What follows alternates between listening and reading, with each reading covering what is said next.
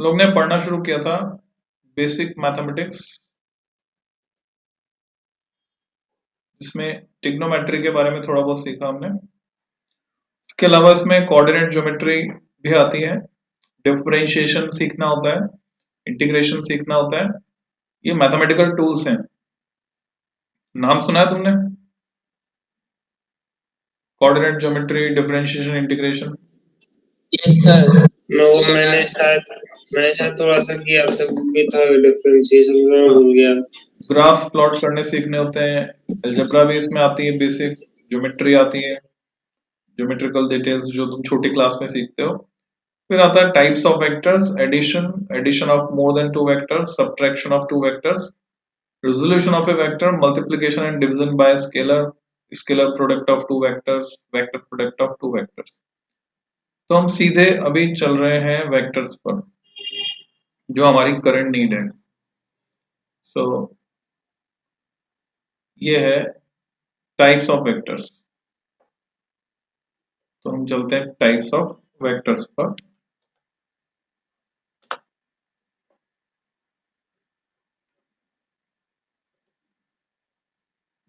Geometry, जो basic geometry है already तुम जानते हो। Now vectors.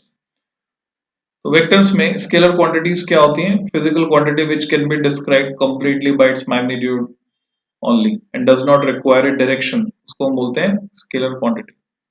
ये अलजेब्रा के ऑर्डिनरी रूल्स को फॉलो करती है। स्केलर क्वांटिटीज जैसे distance, mass, time, speed, density, volume, temperature, electric current.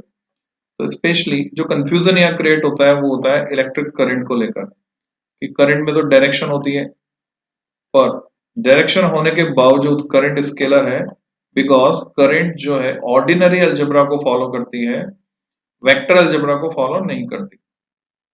Vector quantity is a physical quantity which requires magnitude and a particular direction when it is expressed, और ये direction भी unique direction होती है, जैसे कि displacement, velocity, acceleration, force. इन सबको हम vector बोलते हैं। Vector quantities must obey the rules of vector algebra. तो वेक्टर्स की अपनी अलग अलजेब्रा है, उसको जो फॉलो करेगा वो वेक्टर है। A vector is represented by a line headed with an arrow. Its length is proportional to its magnitude. जितनी लंबी लाइन उतना ज्यादा उसका मैग्नीट्यूड, अगर हम ज्योमेट्रिकली रिप्रेजेंट कर रहे हैं।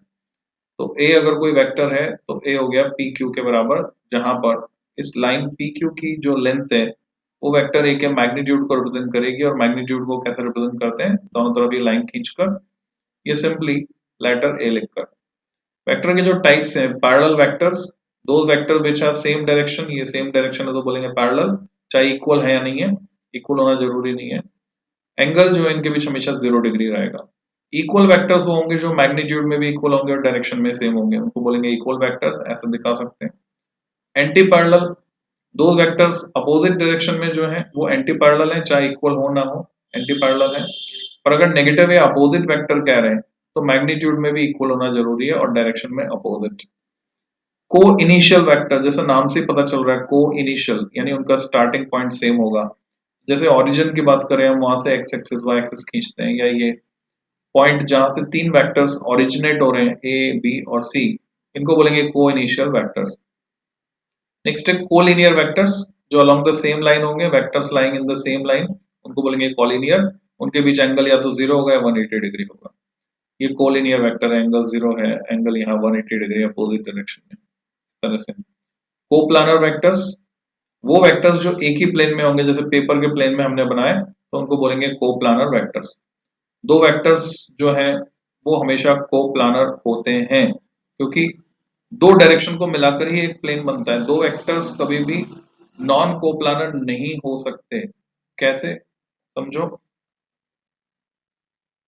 अगर मैं लेता हूं x y z coordinate system, suppose मैंने बनाया क्यूब, उसको समझने के लिए, यानी हम ड्रॉ कर रहे हैं 2D में 3D डायग्राम, तो यही तरीका होता है।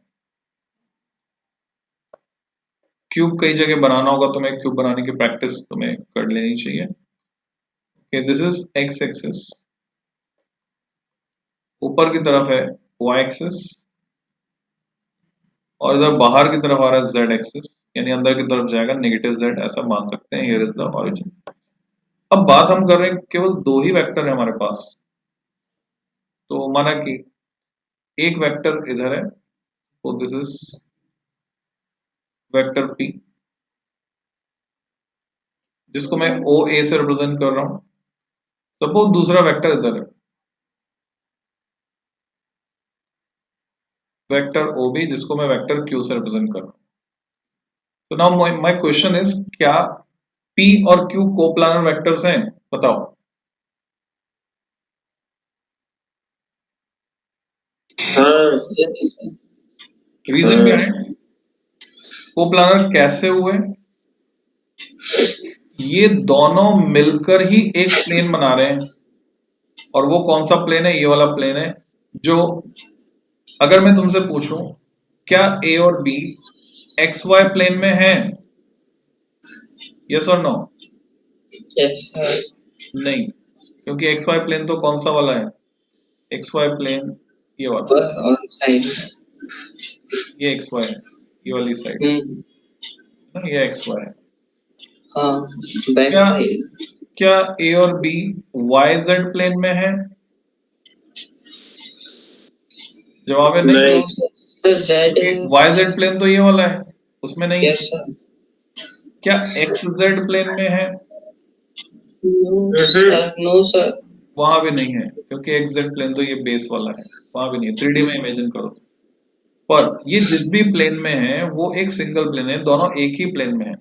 हाँ, तीसरा कोई वेक्टर होता तो वो नॉन कोप्लानर हो सकता था।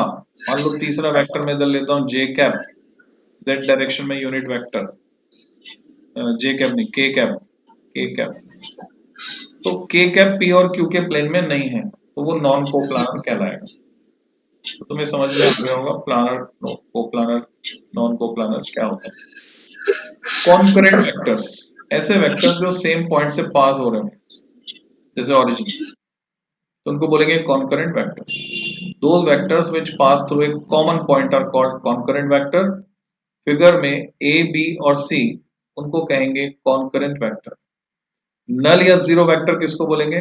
वेक्टर हैविंग जीरो मैग्नीट्यूड, जिसका मैग्नीट्यूड जीरो है उसको नल वेक्टर बोलेंगे। दो वेक्टर का सम हमेशा एक वेक्टर होता है, इसलिए हमें नल वेक्टर की जरूरत पड़ती है। तो ए में उसका अपोजिट वेक्टर माइनस से जोड़ूंगा तो जीरो वेक्टर मुझे मिलेगा। Unit vector, vector having unit magnitude is called unit vector. इसको यूज करके हम डायरेक्शन को स्पेसिफाई करते हैं। यूनिट वेक्टर को रिप्रेजेंट करते हैं कैप लगाकर, इसको पढ़ते हैं ए कैप और ए हैट और ए कैरेट। तो हमारे यहाँ पे तो ए कैप हम यूज करेंगे। Unit vector in the direction of a, vector A की डायरेक्शन में यूनिट वेक्टर आपको निकालना है, तो आप वेक्टर ए को उसके मैग्नीट्यूड से डिवाइड कर दोगे, तो vector upon magnitude of the vector. तो हम ऐसे भी लिख सकते हैं किसी वेक्टर को, वेक्टर का मैग्नीट्यूड इनटू उसकी डायरेक्शन में unit vector. Unit vector is used to specify the direction of a vector. तो जब भी किसी वेक्टर की डायरेक्शन को हमें स्पेसिफाई करना है, हम यूनिट वेक्टर यूज करेंगे। बेस वेक्टर्स क्या है? X y z coordinate frame की अगर बात करें तो तीन यूनिट वेक्टर है, i cap, j cap, k cap, उनको हम बेस वेक्टर्स भी कह देते हैं, जो एक्स वाई और जेड डायरेक्शंस को इंडिकेट करते हैं।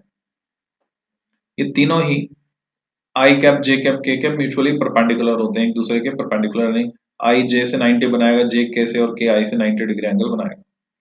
नेक्स्ट है polar vector, vectors which have initial point और ए पॉइंट ऑफ एप्लीकेशन। कोई एक वेल नोन पॉइंट होता है स्टार्टिंग पॉइंट उनका, उनको कहते हैं पोलर वेक्टर। तो डिस्प्लेसमेंट में एक स्टार्टिंग पॉइंट होता है, फोर्स में एक स्टार्टिंग पॉइंट होता है, कोई इनिशियल पॉइंट होता है, तो उनके वेक्टर्स को हम पोलर वेक्टर कह सकते हैं। तो मेरा सवाल ये है कि क्या ये जो ओरिजिन है यहाँ पर, इसको हम पोलर वेक्टर कह सकते हैं? ओरिजिन को तो नहीं कहेंगे। हाँ, origin is well known point in vector p and vector q। तो p और q को हम पोलर वेक्टर कह सकते हैं, क्योंकि p में और q में एक वेल डिफाइंड स्टार्टिंग पॉइंट है। So we can call p and q as well as k cap as polar vector also। तो कैसे? एक्सियल वेक्टर कौन से हैं? These vectors are used in rotational motion to define rotational effects along the axis of rotation। तो ये right hand rule इस तरह से भी लगाया जाता है कि अगर कोई ऑब्जेक्ट घूम रहा है एंटी क्लॉकवाइज सेंस में, तो उसका एक्सिस होता है ऊपर की तरफ direct. Direction of these vectors is always along the axis of rotation in accordance with right hand screw rule और right hand thumb rule. Example हो गया इन्फाइनेटेसिमल. ये एक टर्म है, क्या तुम इससे फैमिलियर हो? इन्फाइनेटेसिमल का मीनिंग क्या तुम जानते हो? दो वर्ड को मिलाकर बना है. पहला वर्ड है इनफाइनाइट, दूसरा है स्मॉल. तो इनफाइनाइट और स्मॉल को मैं ऐड कर दूंगा, तो जो नई टर्म बनेगी उसको हम बोलेंगे इनफाइनेटेसिमल, यानी इनफाइनाइटली स्मॉल.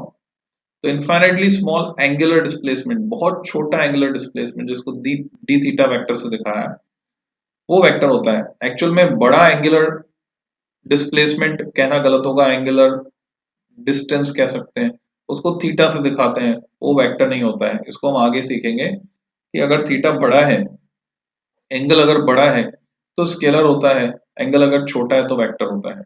एंगुलर वेलोसिटी उसको हम सिंबल ओमेगा से दिखाते हैं, जैसे लीनियर वेलोसिटी होती है v, वैसे एंगुलर वेलोसिटी ओमेगा होती है, वो वेक्टर है.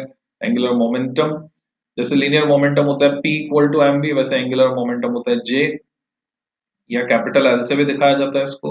एंगुलर एक्सेलेरेशन, जैसे लीनियर एक्सेलेरेशन स्मॉल a से दिखाते हैं, वैसे एंगुलर एक्सेलेरेशन कोई ऑब्जेक्ट घूम रहा है तो अल्फा से दिखाते हैं. टॉर्क, घुमाने वाले फोर्स को टॉ से दिखाते हैं, ये सिंबल है टॉ वेक्टर. तो ये सभी वेक्टर जो यहाँ पर angular displacement, angular velocity, angular momentum, angular acceleration and torque, ये सभी कहलाते हैं एक्सियल वेक्टर. क्यों? क्योंकि इनकी डायरेक्शन, अगर ऑब्जेक्ट घूम रहा है एंटी क्लॉकवाइज तो होगी ऊपर की तरफ, क्लॉकवाइज घूमेगा तो किधर होगी? नीचे की तरफ, along the axis of rotation. इनकी direction along the axis of rotation होने की वजह से इनको हम एक्सियल वेक्टर्स कहते हैं. दो वेक्टर्स को कैसे जोड़ेंगे? Addition of two vectors. Vector addition can be performed by using following methods. हमारे पास है ग्राफिकल मेथड, हमारे पास है एनालिटिकल मेथड.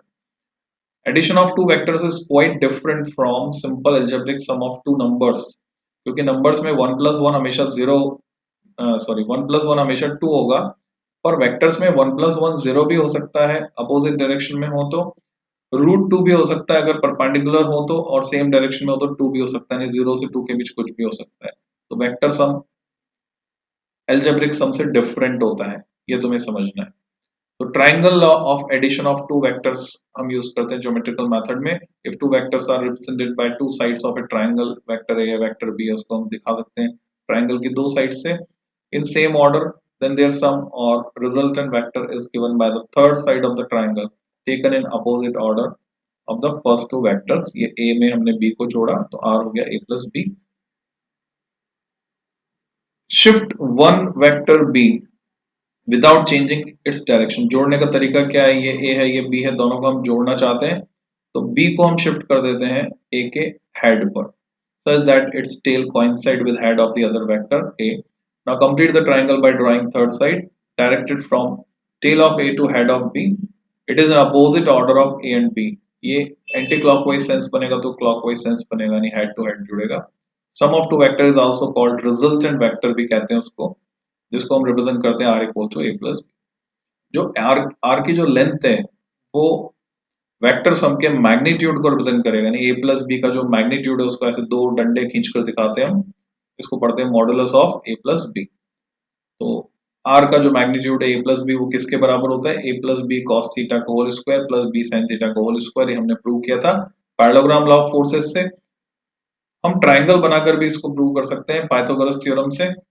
तो ये आएगा a square plus b square plus 2ab cos theta का अंडर रूट, और जहां पे हमें डायरेक्शन भी चाहिए कि रिजल्टेंट a के साथ कितना एंगल बनाएगा, तो वेक्टर a की डायरेक्शन के साथ रिजल्टेंट r जो एंगल बनाएगा उसका tan अल्फा अगर मैं निकालता हूं तो इस ट्रायंगल में परपेंडिकुलर अपॉन बेस के बराबर होगा. परपेंडिकुलर है b sin थीटा और बेस है a plus b cos theta. इसी को अगर हम एक्सटेंड करें तो parallelogram law of addition of two vectors जो हमने सीखा था, ये वेक्टर a है, ये वेक्टर b है. If two vectors are represented by two adjacent sides of a parallelogram, adjacent यानी जो पास पास की साइड्स हैं, which are directed away from their common point, ये इनका common point है a, इससे दूर जा रहे हैं, then their sum, that is resultant vector, is given by the diagonal, इसका जो diagonal है of the parallelogram passing away through that common point, वही same point of intersection से पास हो. AB plus AD AB में AD को अगर जोड़ा जाए, AD BC के बराबर है तो ये बराबर हो जाएगा R के, R equal to A plus, और ये इसका magnitude under root of A square plus B square plus 2AB cos theta, और अल्फा जो कि रिजल्टेंट डायरेक्शन रिजल्टेंट एंगल बनाएगा ए के साथ, वो इतना। क्वेश्चंस करते हैं क्योंकि क्वेश्चन से चीजें और क्लियर होती हैं। तो क्वेश्चन नंबर 26 जो है यहाँ पर उसको देखो। टू फोर्सेस जिनका मैग्नीट्यूड है 3 न्यूटन 4 न्यूटन रिस्पेक्टिवली, वो एक बॉडी पर काम कर रहे हैं। हमें रिजल्टेंट फोर्स निकालना है। अगर उनके बीच का एंगल 0 डिग्री हो तो ये सिचुएशन बनेगी 0 डिग्री में, दोनों सेम डायरेक्शन में है तो ऐड हो जाएंगे, तो नेट हो गया 7 newton, R equal to A plus B. 180 degree opposite direction में है तो बड़े वाले में से छोटे वाले को घटा देंगे, 1 न्यूटन बचेगा और 4 न्यूटन के अलोंग वो होगा। और 90 डिग्री अगर है तो सिचुएशन डिफरेंट है। अभी हमें ये फॉर्मूला लगाना होगा, इसमें cos 90 0 होगा तो ये टर्म खत्म हो जाएगी, under root of A square plus B square यानी under root of 3 square plus 4 square यानी 9 प्लस 16 का अंडर रूट यानी 25 का अंडर रूट, हमें मिलेगा 5 न्यूटन। और यहाँ पे हम डायरेक्शन भी निकालेंगे tan अल्फा, तो मिल जाएगी हमें 3/4, और tan इनवर्स 3/4 शायद तुम्हें याद हो कैसे कैलकुलेट करना है, 37 डिग्री आएगा। Do you know how to calculate tan inverse 3/4? नहीं। We make a triangle, right angle triangle, और इसको हम कहते हैं 3 4 5 ट्रिपलेट।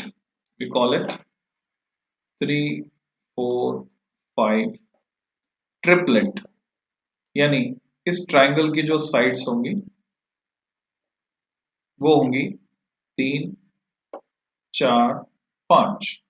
अकॉर्डिंगली रेशियो होगा, ये सबसे छोटी साइड है कौन सी, AB is the smallest, so 3, BC is the largest one hypotenuse 5, and AB से बड़ी है पर BC से छोटी है तो वो 4 है। छोटी साइड के सामने वाला एंगल छोटा, अभी एंगल कौन कौन से हैं ध्यान रखना है, फिक्स है। एक तो हमें पता ही है 90 है, 90 के अलावा बाकी दो बचे, उसमें एक होगा 37 डिग्री तो दूसरा होगा 53 डिग्री, फिक्स है 3 4 5 के ट्रिपलेट। अब कॉमन सेंस से तुम बता सकते हो बड़ी साइड के सामने वाला एंगल बड़ा, यानी ये तो होगा 53 डिग्री, छोटी साइड 3 वाले के सामने वाला एंगल छोटा यानी होगा 37 डिग्री। तो अब हमें tan इनवर्स 3/4 निकालना है, तो साफ साफ हम देख रहे हैं tan 37 अगर यहां से निकाला जाए तो tan 37 डिग्री यानी ट्राइंगल को तुम घुमा कर देख सकते हो इसको, जैसे अगर मैं इसका ओरिएंटेशन चेंज करूं, ओके इमेजिन करो इसको घुमा दिया मैंने, 37 वाली साइड नीचे आ गई तो बेस बन गया, तो परपेंडिकुलर हुआ 3 और बेस हुआ 4, तो मैं लिख सकता हूं परपेंडिकुलर 3 अपॉन बेस 4। तो इसको जब इनवर्स फॉर्मेट में लिखा जाएगा तो ऐसे लिखा जाएगा कि 37 डिग्री होगा 10, दूसरी साइड जाकर बनेगा tan इनवर्स, और ये हो जाएगा tan इनवर्स 3/4।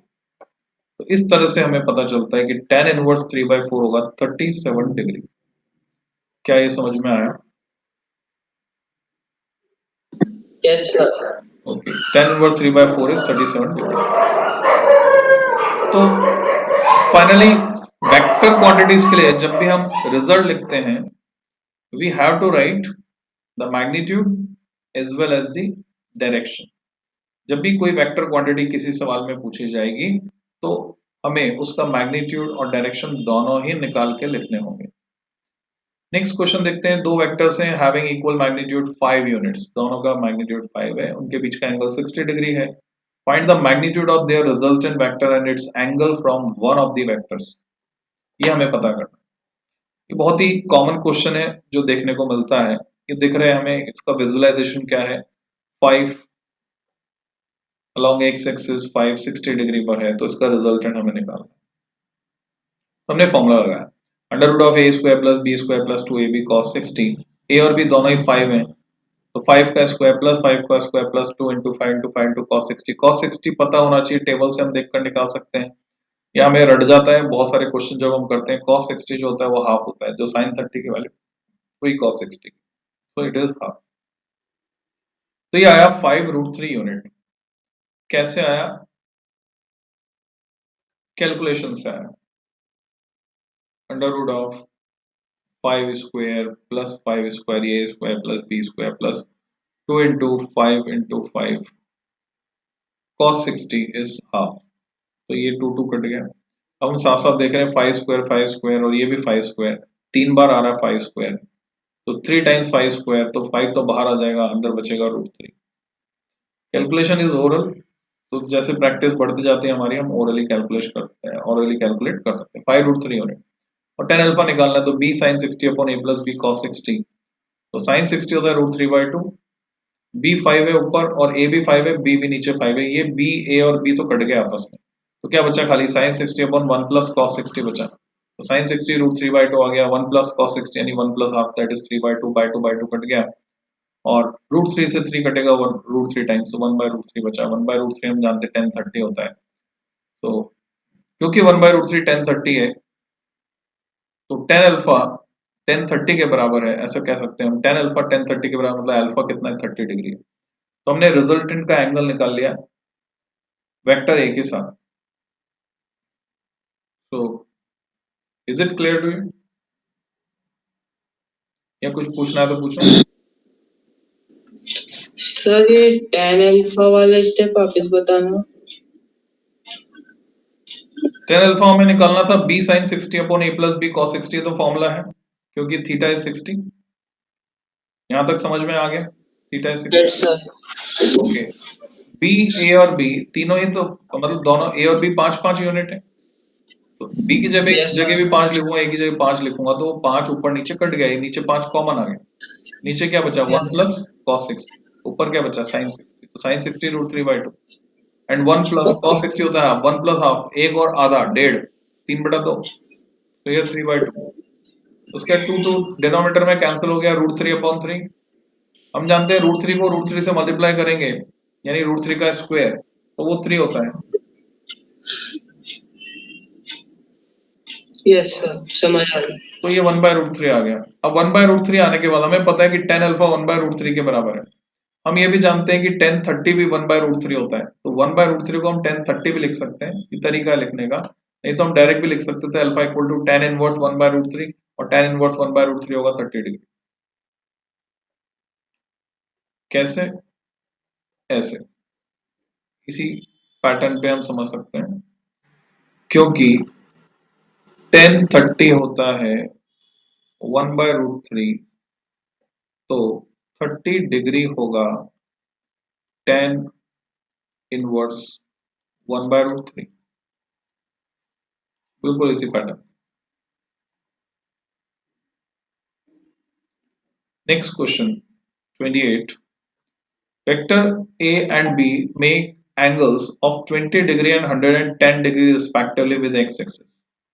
तो ये वेक्टर a है, वो बना रहा है 20 डिग्री, वेक्टर b बना रहा है 110 डिग्री x एक्सिस के साथ, यानी आपस में 110 माइनस 20 यानी 90 डिग्री पर होंगे, तो a और b परपेंडिकुलर है, ये यहां से हमें पता चला। Magnitude of these vectors are 5 metre and 12 metre respectively. तो रफली हमने अप टू स्केल तो नहीं बनाया डायग्राम, और ये छोटा बनाया a जो कि 5 मीटर है, b बड़ा बनाया जो कि 12 मीटर है। फाइंड देयर रिजल्टेंट वेक्टर, तो हमें a और b का रिजल्टेंट निकालना है। इधर हम पैरेललोग्राम ड्रॉ कर सकते हैं और फिर रिजल्टेंट निकाल सकते हैं ज्योमेट्रिकली, और एनालिटिकली निकालना है तो हम फॉर्मूला यूज करेंगे। हमें पता है a और b के बीच का एंगल 90 डिग्री है, तो r हो गया under root of a square plus b square plus 2ab cos 90। अब हम ये आगे के क्वेश्चंस के लिए ये दिमाग में बैठा सकते हैं बात, कि जब भी दो वेक्टर्स के बीच एंगल 90 डिग्री है, तो ये जो फॉर्मूला है ये रिड्यूस हो जाएगा हमेशा। ये फॉर्मूला रिड्यूस होकर क्या रह जाएगा, जब भी दो वेक्टर्स परपेंडिकुलर होंगे, परपेंडिकुलर को हम एक और टर्म बोलते हैं ऑर्थोगोनल, ऑर्थोगोनल मींस परपेंडिकुलर, तो जब भी दो वेक्टर परपेंडिकुलर होंगे तो ये जो formula a square plus b square यहीं तक रह जाएगा, क्योंकि बची हुई टर्म 0 हो जाएगी cos 90 होने की वजह से। तो हम simply under root of a square plus b square कर पाएंगे ऐसे सिचुएशन में जहां दो वेक्टर परपेंडिकुलर हैं। तो under root of 5 square plus 12 square वो हमें 13 मिलता है, कैसे, 25 में जोड़ेंगे 144, यानी 25, तो ये हो गया 5 का स्क्वायर, 12 का स्क्वायर होता है 144, तो 144 प्लस 25 इज 100, 13 का स्क्वायर अगर तुम्हें पता है तो 3 3 9 और कितना होता है, 169 169 हाँ, तो ये 13 मिल जाता है हमको। माना कि आर जो एंगल अल्फा बना रहा है with the direction of x axis और ए, तो एक्स एक्सिस से नहीं ले रहे हम, ए से ले रहे हैं। तो आर अगर, तो एक्स एक्सिस का रोल क्या है, खाली रेफरेंस दे रहा है वो। तो ए के साथ अगर अल्फा एंगल बन रहा है तो tan अल्फा होगा b sin theta upon a plus b cos theta, same formula. तो b की वैल्यू 12 है, a की वैल्यू 5 है, यहाँ पे हमने रख दी। 12 sin 90 sin 91 होता है, तो ऊपर तो 12 रह गया नीचे। cos 90 0, तो ये टर्म 12 वाली हट जाएगी, तो यहाँ बचेगा 12/5। अब tan अल्फा है 12/5, तो अल्फा हुआ tan इनवर्स 12/5। तो या तो हम यही छोड़ देंगे लिखकर कि tan इनवर्स 12/5 बनाएगा, या फिर हम इसकी वैल्यू tan टेबल में देख सकते हैं। कैसे देखनी है मैं बता देता हूं। कई बुक्स में पीछे छपी रहती है ये टेबल, हमें निकालना है tan इनवर्स 12/5। तो how to find that? tan inverse 12/5, हम इसको पॉइंट्स में कन्वर्ट कर लेंगे पहले। तो इसको मैं लिख सकता हूं tan इनवर्स 5 2 जा 10, पॉइंट 5 4 जा 20। यहां तक क्लियर है? तो अभी हमें tan इनवर्स 2.4 की वैल्यू निकालनी है। क्या यहां तक तुमको क्लियर है? yes sir ओके, तो मैं अब तुम्हें दिखाने जा रहा हूं ट्रिग्नोमेट्रिक टेबल्स। तो उसमें tan टेबल, लॉगरिथमिक टेबल्स होती हैं, ट्रिग्नोमेट्रिक टेबल्स होती हैं, किताब के पीछे छपी होती हैं, इस तरह की होती हैं। नेचुरल साइंस, नेचुरल टेंजेंट्स, इस तरह की होती हैं टेबल्स। तो यहां से हम वो वैल्यू निकाल सकते हैं। जैसे बड़ी टेबल अगर हम देखें, ट्रिग्नोमेट्रिक फंक्शन, इसमें हमें चाहिए tan टेबल। किताब के पीछे सारी छपी होती है नेचुरल टेंजेंट्स, इस तरह की रहेगी बुक्स में। It is not visible. Okay, resolution तो अच्छा खासा है, अब देखने लगे।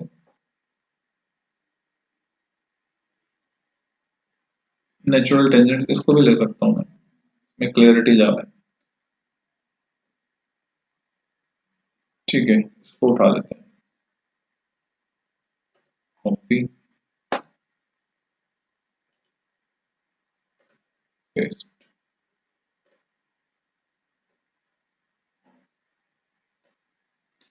ओके, टेढ़ा होने से कोई फर्क नहीं पड़ रहा। क्या तुम्हें अक्षर दिख रहे हैं?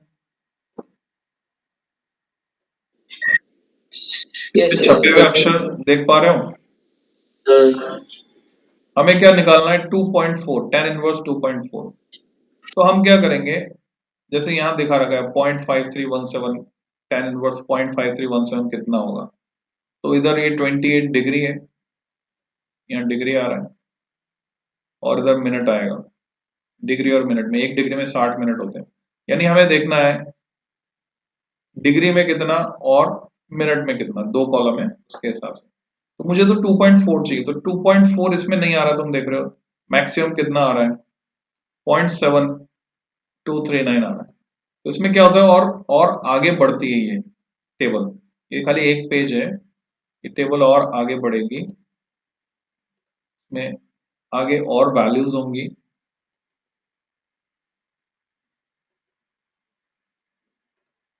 तो हमें इससे और आगे जाना होगा,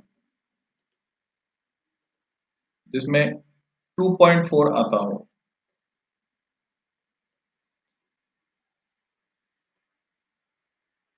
तो यहां तुम देखोगे ये टेंजेंसी है, ठीक है, टेंजेंट से और 2.4 चाहिए हमको, 0.5 0.89।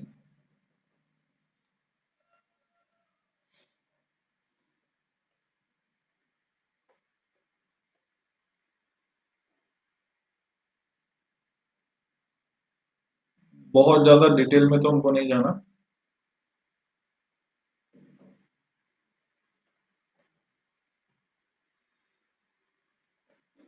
2.4। ओके, इससे और आगे जाना पड़ेगा अगले पेज पर, वहां मिलेगा, क्योंकि इसमें भी कहाँ तक है हम देख पा रहे हैं 0.87 तक है। ये जो भी लिखा हुआ है इसके आगे पॉइंट लगाना होता है। 0.87 कितना होता है, अगर मान लो रफली मैं एक कोई भी वैल्यू दिखाऊं, सपोज मुझे 0.74 निकालना होता है, 10 इनवर्स 0.74, तो मैं 0.74 यहाँ ढूंढता, जो यहाँ कहीं जाकर मिल रहा है मुझे, अप्रोक्सीमेट वैल्यू निकल पाएगी। तो 74678 यहाँ दिख रहा है मुझे, 746 है। तो इसके सामने इधर मैं देखूंगा कितने डिग्री है, 30 डिग्री, और इसमें ऊपर जाऊंगा, यहाँ देखूंगा ये 4 है, तो एक्चुअल में ये होगा 30.4 डिग्री। 30.4 डिग्री वैल्यू हो जाएगी किसकी, 10 इनवर्स 0.74 की। ये एक तरीका है लोकेट करने का।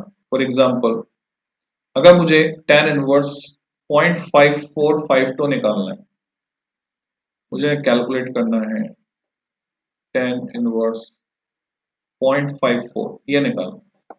दूसरी वैल्यू मैं बता देता हूँ कैसे निकालना। तो 2.4 है, तो आगे के पेजेस मेरे पास नहीं है, किताब में ढूंढना। 10 इनवर्स 0.54 निकालना है, तो मैं क्या करूंगा, 0.54 ढूंढूंगा। तो जब मैं 0.54 इस डायग्राम में ढूंढता हूं,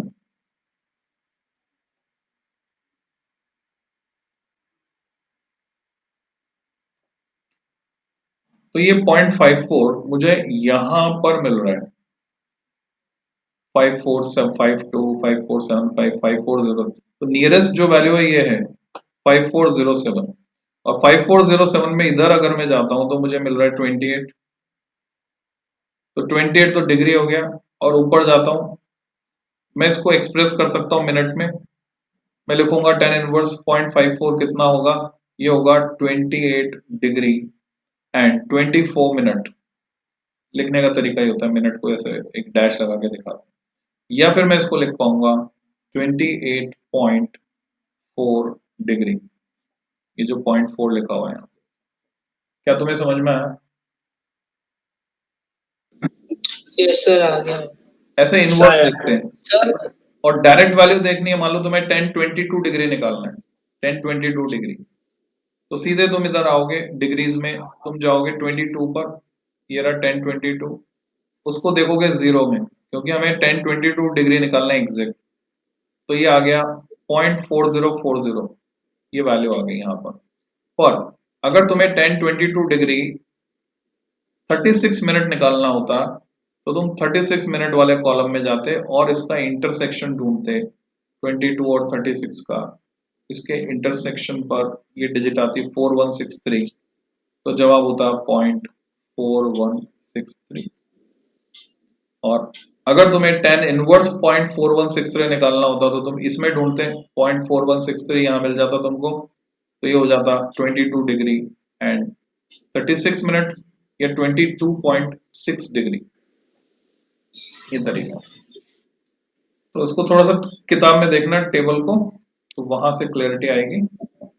वापस चलते हैं क्वेश्चंस पे। तो हियर इज द क्वेश्चन, हमने इसको छोड़ दिया इसमें 10 इनवर्स 12/5 विद वेक्टर ए, और अगर x एक्सिस के साथ एंगल बताना चाहते हैं तो इसमें 20 डिग्री एक्स्ट्रा जुड़ जाएगा, यानी अल्फा तो रहेगा ही सही, अल्फा के साथ 20 डिग्री और ऐड हो जाएगा।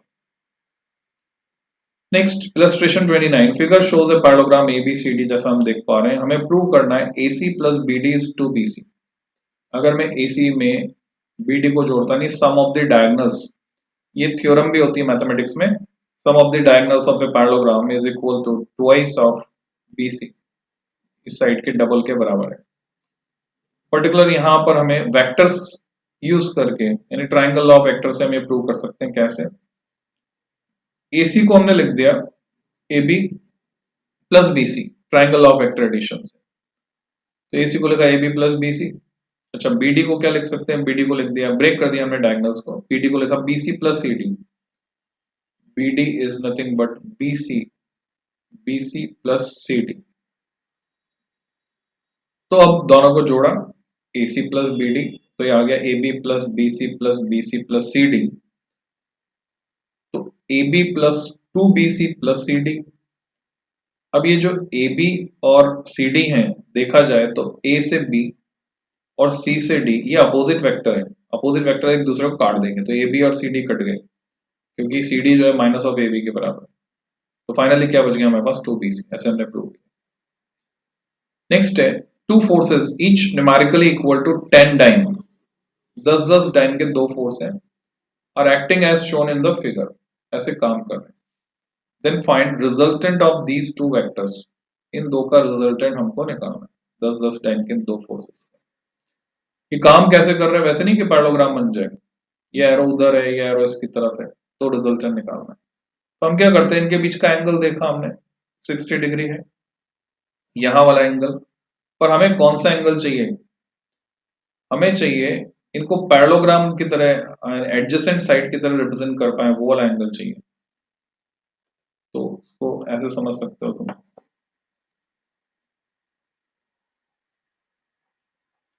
कि ये एंगल 60 है, किसी भी वेक्टर को हम उसकी लाइन ऑफ एक्शन, जिस लाइन के अलॉन्ग वो काम कर रहा है, उसको एक्सटेंड कर सकते हैं, बढ़ा सकते हैं। मैंने इसको एक्सटेंड कर दिया आगे रेड लाइन से जो मैं दिखा, तो उससे कोई फर्क नहीं पड़ता उस वेक्टर पर, यानी किसी वेक्टर को हम एक्सटेंड कर सकते हैं उसकी लाइन ऑफ एक्शन के अलॉन्ग। तो यहाँ ये 60 डिग्री है, तो अब यहाँ पैरेललोग्राम वाले फॉर्मेट में ही आ गए हैं, यहाँ पे मैं चाहूं तो पैरेललोग्राम कंप्लीट कर सकता हूँ। Resultant will be shown by this vector. तो इसमें थीटा जो आ रहा है वो कितना आ गया, टोटल ये 180 है यहां से यहां तक, और 180 में से 60 कम कर दूंगा तो ये बचा, तो वो 120 बचा। तो अब मैं एनालिटिकल मेथड लगा सकता हूँ, 120 डिग्री एंगल लेकर इनके बीच, वही हमने यहाँ पे किया। 10 under root of 10 square plus 10 square plus twice of 10 into 10 into cos 120 equal to under root of 100 plus 100 minus 100, क्योंकि कॉस 120 क्या होता है, कॉस 120 माइनस हाफ होता है, माइनस हाफ होता है तो 2 से 2 कट गया, इसलिए माइनस 100, तो अंडर रूट ऑफ 100 बच गया, यानी 10 डाइन। तो रिजल्टेंट भी क्या होगा, 10 डाइन। डाइन जो है वो सीजीएस यूनिट है फोर्स को नापने की, फोर्स को हम न्यूटन में नापते हैं, वो तो ऐसा ही यूनिट है, और सीजीएस सिस्टम में चले जाएं तो फोर्स को हम डाइन में नापते हैं। तो अभी तक जो हमने प्रैक्टिस की उसमें हमने क्या सीखा, वेक्टर एडिशन कम्यूटेटिव होता है, ये की पॉइंट्स हैं, ये एक्स्ट्रा डिटेल। कम्यूटेटिव यानी ए में बी जोड़ो या बी में ए जोड़ो, रिजल्ट आएगा सेम। वेक्टर एडिशन एसोसिएटिव भी होता है। एसोसिएटिव होने का मतलब होता है कि पहले तुमने बी में सी जोड़ा, फिर उनका जो रिजल्ट आया उसमें ए जोड़ा, तो तुम्हें वही मिलेगा अगर तुम पहले ए में बी जोड़ दो और फिर उनके रिजल्ट में बाद में सी जोड़ो। तो ऐसा हम कर सकते हैं। तो vector addition is associative. Resultant of two vectors will be maximum when they are parallel. Parallel होंगे तो उनका रिजल्टेंट मैक्सिमम होगा, यानी उनके बीच एंगल जीरो होगा, यानी दोनों सेम डायरेक्शन में होंगे, तो रिजल्टेंट मैक्सिमम होगा कितना, ए प्लस बी के बराबर। और ये जो a प्लस बी है, इसको कई तरीके से लिखा जा सकता है, ऐसे भी लिख सकते हैं मैग्नीट्यूड करके। Resultant of two vectors will be minimum, minimum होगा when they are anti parallel, हो अपोजिट होंगे, एंगल उनके बीच 180 डिग्री होगा, अपोजिट डायरेक्शन में होंगे, तो उनका जो मिनिमम रिजल्टेंट होगा वो दोनों के डिफरेंस के बराबर होगा, उनके मैग्नीट्यूड के डिफरेंस के बराबर होगा। तो this is way of representation, बड़े वाले में से हमेशा छोटे वाले को घटाएंगे। Resultant of two vectors of unequal magnitude can never be zero. Unequal magnitude है तो कभी भी जीरो नहीं हो सकता उनका resultant. If vectors are of unequal magnitude, then minimum 3 coplanar vectors are required for zero resultant. कैसे? तो हम इसको समझ सकते हैं ट्रायंगल लॉ के कन्वर्स से, कि अगर अनइक्वल मैग्नीट्यूड के वेक्टर्स हैं तो कम से कम 3 वेक्टर्स जो कि कोप्लानर एक ही प्लेन में हो वो चाहिए होंगे रिजल्टेंट जीरो लाने के लिए। जैसे ये एक वेक्टर है, ये दूसरा वेक्टर है, और ये तीसरा वेक्टर है। ये तीन वेक्टर अगर एक ट्रायंगल फॉर्म करें तभी इनका रिजल्टेंट जीरो हो सकता है। तो मैग्नीट्यूड इनके डिफरेंट डिफरेंट अगर पॉसिबल हैं, मैंने आर्बिट्रेरी ऐसे मन से बना दिया, अगर तीन वेक्टर एक ही प्लेन में है, जैसे अगर दोनों इक्वल हो सकते हैं, वेक्टर इक्वल हो सकते हैं, इक्वल हो सकते हैं, तो हमें से दो वेक्टर चाहिए जीरो रिजल्टेंट बनाने के लिए। ये अपोजिट वेक्टर हो गए तो इनका रिजल्टेंट आ गया जीरो। पर अगर अनइक्वल वेक्टर्स हैं, वेक्टर इक्वल नहीं है, अनइक्वल है, तो कम से कम 3 वेक्टर लगेंगे, तब जाकर उनका रिजल्टेंट 0 बन पाएगा। वो भी शर्त यह है कि वो तीनों वेक्टर एक ही प्लेन में होने चाहिए। तो हम इससे फैमिलियर है ट्राइंगल लॉ का converse. If we can represent 3 vectors with 3 consecutive side of a triangle taken in same manner, then their resultant is 0। क्या ये बात समझ में आई? सर हाँ पूछो। सही को ये वापस समझा देना। ऑब्जेक्टिव क्या हमारा? वी नीड 0 रिजल्टेंट, ठीक है। ऑब्जेक्टिव इज कुछ वेक्टर्स को जोड़ना है, कुछ कितने नहीं पता, कुछ वेक्टर्स को जोड़ने पर रिजल्टेंट 0 आना चाहिए। तो खाली एक वेक्टर तो 0 आ नहीं सकता, जो भी वो है वो रहेगा ही सही। अगर उसको खत्म करना, 2 वेक्टर्स अगर हैं तो 0 हो सकता है अगर दोनों इक्वल हो मैग्नीट्यूड में, डायरेक्शन में अपोजिट हो, तो उनका रिजल्टेंट क्या आएगा? 0 आ जाएगा।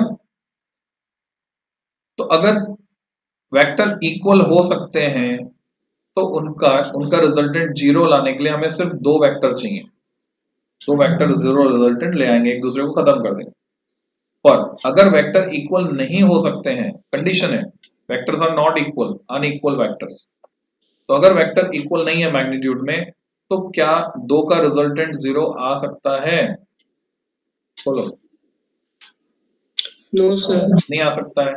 तो अगर अनइक्वल मैग्नीट्यूड के वेक्टर्स हैं, अनइक्वल मैग्नीट्यूड के वेक्टर्स हैं, तो कम से कम कितने वेक्टर्स चाहिए? कम से कम 3 वेक्टर चाहिए, तब जाकर संभावना बनती है कि उनका रिजल्टेंट 0 आ जाएगा। वो भी तब जब वो कैसे हो, एक ही प्लेन में हो, कोप्लानर, पेपर के प्लेन में, बोर्ड के प्लेन, और वो भी कैसे हो, एक ट्रायंगल फॉर्म कर लें। तो अगर वो एक ट्रायंगल फॉर्म करते हैं तो रिजल्टेंट 0 होता है। कैसे होता है 0? हमने समझा था इस चीज को। अगर ये A है, ये B है, और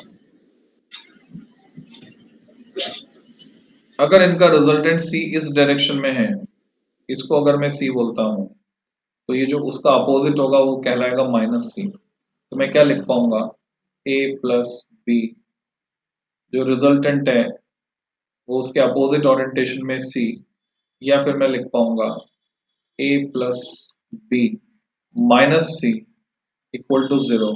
जिसका मतलब क्या है, मैं तीनों को जोड़ रहा हूं, यही मतलब है। क्योंकि जब वेक्टर को हम जोड़ते हैं या घटाते हैं, दोनों का मतलब जोड़ना ही होता है।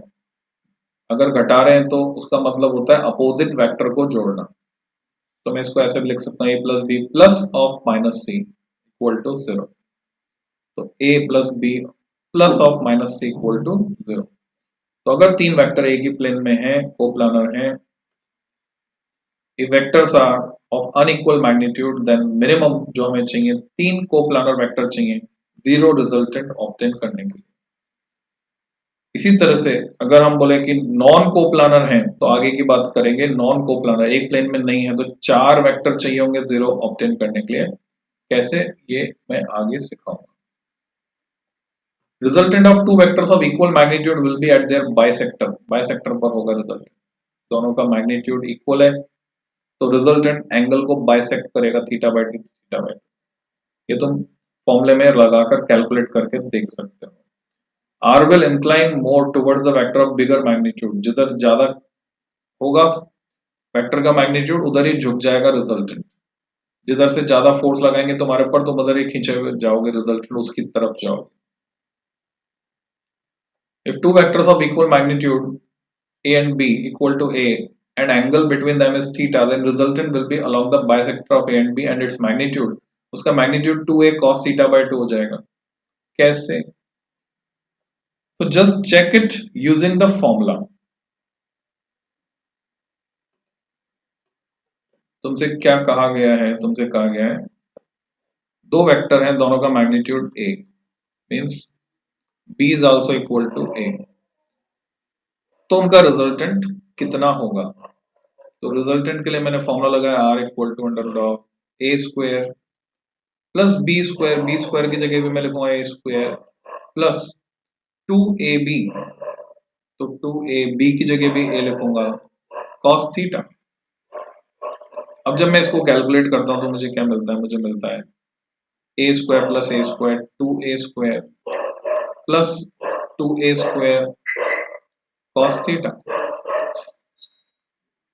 अब मैं इसमें 2a स्क्वायर कॉमन लेता हूं तो मेरे पास बचता है 1 प्लस cos थीटा। अब यहाँ थोड़ी सी ट्रिग्नोमेट्री लगेगी, एक नया फॉर्मूला जो तुम्हें सीखना है ट्रिग्नोमेट्री का वो ही सीखना है। cos थीटा को मैं लिख सकता हूं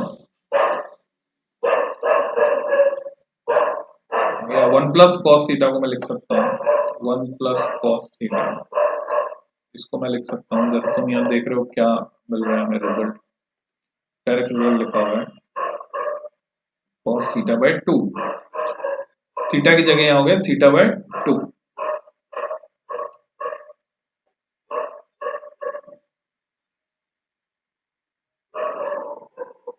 cos थीटा को अगर मैं लिखूं 2 cos square theta by 2 minus 1, ये फॉर्मूला है। तो मैंने क्या किया, जैसे ही cos थीटा की जगह लिखा 2 cos square theta by 2 minus 1, तो 1 इस प्लस से कट गया तो 1 प्लस cos थीटा किसके बराबर आया, ये आया, बाकी बचा 2 cos स्क्वायर थीटा बाय 2 और इसको मैंने यहाँ पे लिखा under root of 2a square ऐसा का ऐसा और 1 प्लस cos थीटा की जगह मैं क्या लिख सकता हूँ, ये फॉर्मूला है जो रट जाएगा धीरे धीरे तुमको, 2 cos स्क्वायर थीटा बाय 2। तो अब मैं देख रहा हूँ ये 2 और ये 2 मिला के 4 का अंडर रूट होता है 2, a स्क्वायर का अंडर रूट होता है a, cos square theta by 2 का अंडर रूट होता है cos theta by 2, 2a cos theta by 2 और यही यहाँ पर दिखाया गया है 2a cos थीटा बाय 2, ये रिजल्टेंट हो जाएगा। तो इसको थोड़ा सा प्रैक्टिस करना, दोबारा से लिख कर देखना। अगर थीटा 120 डिग्री हो तो क्या होगा, तो इसकी पीडीएफ में तुम्हें भेज देता हूँ, चाहिए क्या पीडीएफ? Yes, sir. ओके, तो आज की क्लास खत्म करते हैं और पीडीएफ में भेज देता हूँ, उसको लिखकर प्रैक्टिस कर लो यहाँ तक का जो कंटेंट। मिलते हैं फिर कल।